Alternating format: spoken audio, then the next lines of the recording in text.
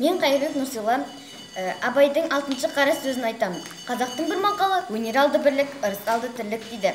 Бірлік қандай елде болады, қайтсе тату болады, білмейді. Қазақ ойлайды, бірлік, ат ортақ, ас ортақ, киім ортақ, дәулет ортақ болса екен дейді. Олай болғанда байлықтан не пайда, кедейліктен не залал? Ағайын құрмай мал деп не керек? Жоқ, бірлік ақылға бірлік, малға бірлік емес. Малыңды беріп отырсаң, атасы басқа, діні басқа, күні басқаларда жалданып бірлік қылады.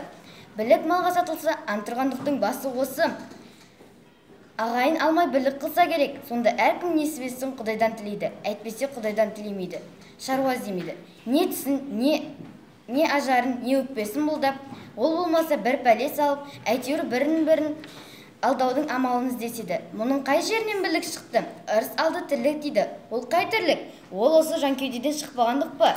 Жоқ, ондай тірлік итте де бар. Мұндай тірлікті қымбат көріп қолданған адам өлімді жау көріп, ақыретке дұшпан болады. Жанын қорғап, жаудан қашып, қорқақ атанып, ез атанып, еңбек қылудан, қызмет қылудан қашып, дүниеде әргі айтылған ырысқа дұшпан болады.